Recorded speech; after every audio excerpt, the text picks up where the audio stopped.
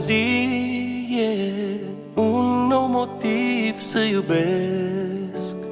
Zâmbetul tău ca un vers dintr-o poezie despre iubire, despre un drum neștiut, de mâna noastră țesut pentru-o veșnicie. Valsul iubirii din sufletul meu, azi îl dansăm fericiți tu și eu. A deschis cerul deasupra mea, dragostea, dragostea. Cântecul nostru e un dulce refren, doi pasageri urcă-n al vieții tren, călători cu iubirea mereu, tu și eu, tu și eu.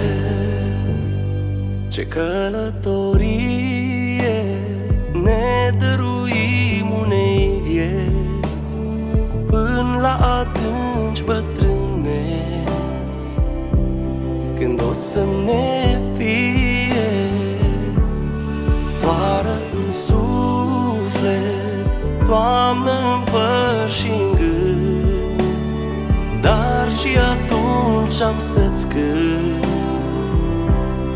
al nostru cântec. Valsul iubirii din sufletul meu, azi îl dansăm fericiți tu și eu. A deschis cerul deasupra mea, dragostea, dragostea.